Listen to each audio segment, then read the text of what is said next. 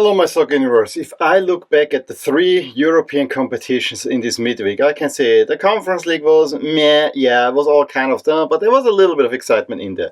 The Champions League was good to great. I mean, we had quite some nail biters in there, only one team really rolled through, but it was actually better than I would have expected. But nothing beats the absolute madness that we saw in the Europa League, and it doesn't finish there.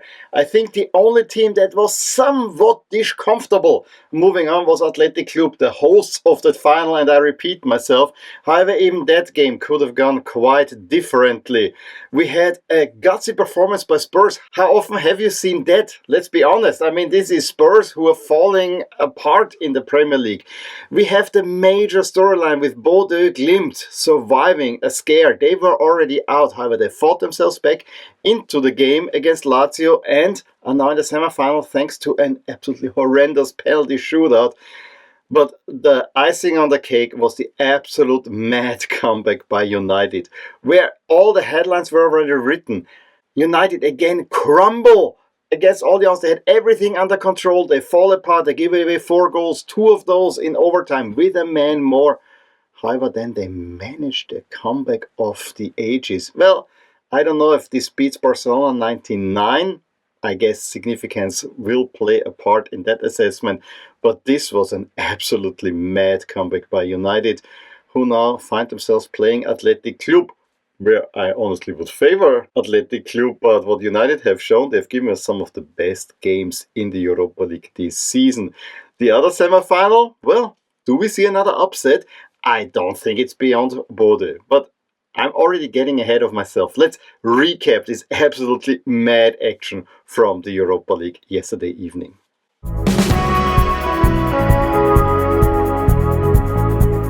The match between Bilbao and Rangers started like it ended in Glasgow with a lot of attack by Athletic Club. However, they cannot get the ball over the line. But there was also a curious scene where Dessers runs into the box and a defender puts a hand on his shirt and suddenly he holds a piece of cloth in his hand. There was a huge hole there. Dessers, of course, wanted to have a penalty.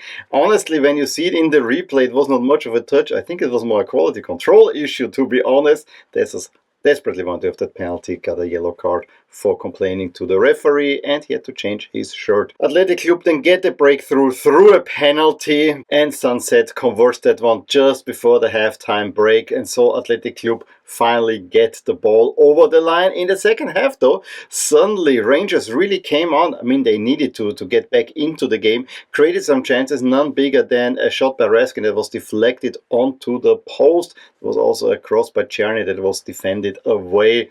But then it's a counter-attack that the Marcos cross is headed home by Nico Williams. 2-0 Athletic Club, and the final at home still very much on.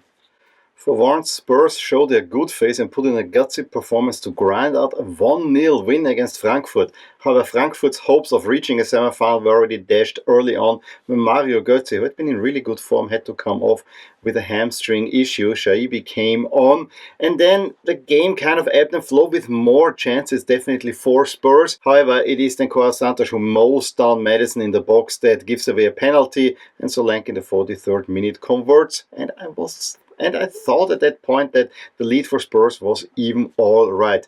Even so in the second half, I mean, the desperation level for Frankfurt got higher and higher, but early on there was also a header by Romero, and Spurs were always a little bit more dangerous. The longer the game went, Spurs actually had to defend their own box, which I don't remember ever seeing them in the Premier League. And they did so very well. I mean, there were not many great chances. The biggest ones fell to Christensen, who first had a header go wide and then a shot where he really could do better. And so Frankfurt cannot break down Spurs, and it ends with an aggregate 2-1 win for Spurs over Frankfurt. The Bodø miracle is complete. They go to Rome and win against Lazio on penalties. However, the pathway there was not a straightforward one. Lazio knew they needed a sort of Easter miracle, you know, having the authorities right next door in a way. And they created plenty of chances to probably even win it in regulation. There was a header by Sakanya that hit the crossbar. There was a free kick by Sakanya that was saved. Of course, when you're so open, you give also away chances to Bodø. However, for the longest of times, it was only a 1-0 lead thanks to the 21st minute goal by Tati Castellanos, beautifully backheeling it into the net after an Isaksen assist. And then Helmersen had the huge chance in the first minute of stoppage time to seal the deal and get Bodø to the next round without having to go the extra route through overtime. However, his shot was so poor into an open net. However, he finds the goalie with that one, and just 2 minutes later, Tijani Noslin taps it over the line and the game goes to overtime. And when in the 100th minute, Buledia gives Lazio the 3-0 lead, you really thought this is done and dusted. However, Bodø are a really hard battling team, and credit where credit's due. They got themselves back in and they get the equalizer through. Helmersen, who just missed this huge chance, he gets the goal that sends Bodø to the penalty shootout, but before that he also got himself sent off. And this penalty shootout was one of the worst penalty shootouts that I've ever seen. And all the signs early on were for Bodø. They went first, and the penalty shootout happened in front of the Lazio fans. My theory, and I see it over and over again, if you shoot in front of your own fans, you're losing that shootout. However, the early momentum went to Lazio. Jens-Peter Hauge took a very poor penalty, easily saved. Buledia gives Lazio the lead. Fed equalizes, and then Joana, an equally bad penalty, is saved. Sorley gives Bodø the first lead on the night, and Noslin cannot even hit the target. You're a professional footballer, at least I would expect that you hit the target on that one. And so Mo makes it 3-1 for Bodø, and you think that is done and dusted. Guendouzi keeps Lazio alive, and then Berge steps up and puts it over the bar. Again, you're a professional footballer, I would at least expect you to hit the target. Castellanos hit the target, but also so poorly taken for a goal scorer, and yes, you're exhausted and so on. But he really should have equalized that one. This was such an easy save, and Lazio out. Bodø, I think, are the first Norwegian semifinalists in the Europa League, and that is a pretty big story. And if I look at it overall, they even deserved moving on. Manchester United are in the semifinals of the Europa League thanks to one of the most incredible and unbelievable comebacks that I have ever witnessed. It was a crazy game that ends 5-4, however with 10 minutes to go in overtime, and with a man less, Lyon had a 4-2 lead. This was absolutely mad, and I don't know where they got this from. But one by one, United, I think, dominated the first 70 minutes. They opened the scoring through a beautifully played goal. Garnacho assists Ugarte in the 10th minute. Yes, Ryan Cherki had a good chance, however, weak shot afterwards. And then with a very precise shot, Diego Dalot gives United a 2-0 lead at half-time. And you thought the game is done.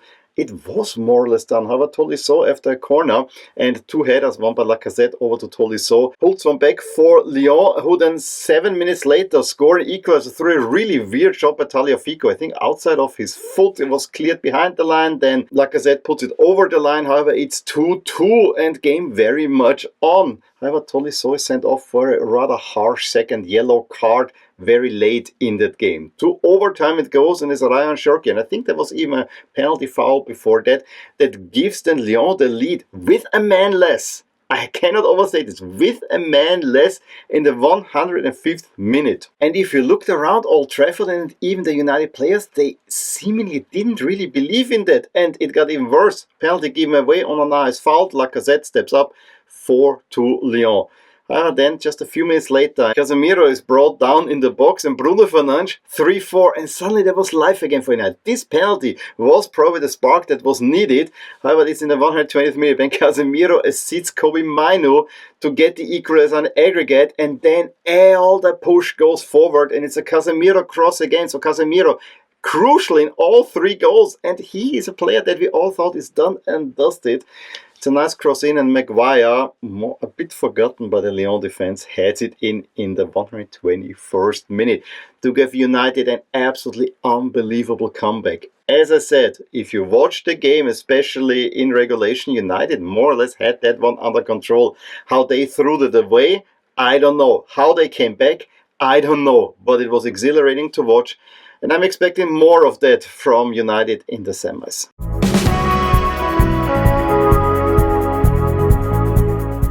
Okay, so we have one semi-final with what I would call outsiders. Yes, Spurs to me are an outsider, and a relatively big name semi-final with Athletic Club, one of the most traditional teams from Spain, against Manchester United, one of the biggest names in world football. The second semi-final is a little bit more enticing, but I love the underdog story of Bodø Glimt, and yes, I need to get a Bodø jersey somehow, I guess, because I actually think they have a chance against this Spurs team, who have the only shot for a title in this semi-final and then the final, where they would probably be considered outsiders. Yeah, my model says 64% Spurs over Bodø Glimt. Yes, the rating for Glimt is not that high, so this comes not unexpected. And Athletic Club slightly over Manchester United, and that only because United are so deep down in the Premier League standings. On the other side, I gotta say, what United have shown, think, yeah, this is a very, very level matchup, and I guess the fear of missing out the final at home might play into it. I think it's an advantage for Athletic Club to play the first leg at home here. I think you could have guessed it already just based on the chances of advancing from the semi-final to the final, but Spurs are now the favorites to win the Europa League. Yeah, because they have a huge chance of reaching the final, not because they're the best rated team in there. I think the best rated team in there, Athletic Club, however, they play United, who I think are just slightly above Spurs in terms of rating. Bodø is only giving a 14% chance, but that is actually substantial. They have such a huge home field advantage, but they will probably need to come back potentially from a deficit. However, this Bodø team really, really impresses me. They are so solid on the back, but also play attacking football. This is not a defensive side. It's actually a fun side to watch, and I cannot wait to see a semi-final played north of the Polar Circle. It's just an incredible story.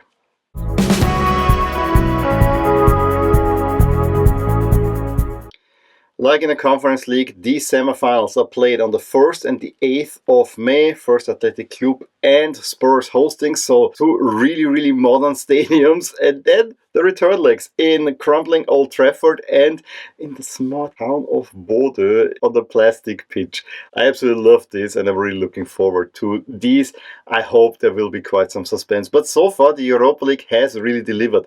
This is, and I repeat myself, I say it every video, this is the best competition that we have in Europe this year.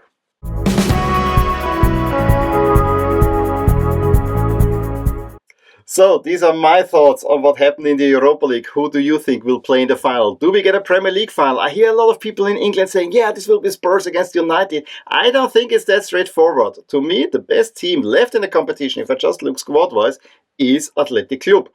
And with the Williams brothers up front, they have two real stars as well. So I think we should say Athletic Club are the favorites, but I know Premier League fans are usually only looking at the Premier League and have a little bit of nose up against the other ones. I absolutely would love it. Athletic Club against Bodø in the final would be just an incredible story. At this point, I really would like to see Bodø move on and have a little bit of the Premier League teams getting a little bit of nose blooded. Although honestly, what United have been delivering, I'm not a United fan at all, but they have been delivering some of the best games, and I always had a soft spot for Spurs as well. In any case, let me know your thoughts in the comments below. Give me a thumbs up if you enjoyed this video, subscribe to my channel if you want to see more. Talk to you soon about more things in my soccer universe. Bye! Hey there, I really hope you enjoyed this video, and if you did, here are some videos and playlists that you may enjoy too. Also, please consider subscribing to my channel and hit the little bell icon so you get notified whenever something happens in my soccer universe. And with that, have a wonderful day. Bye!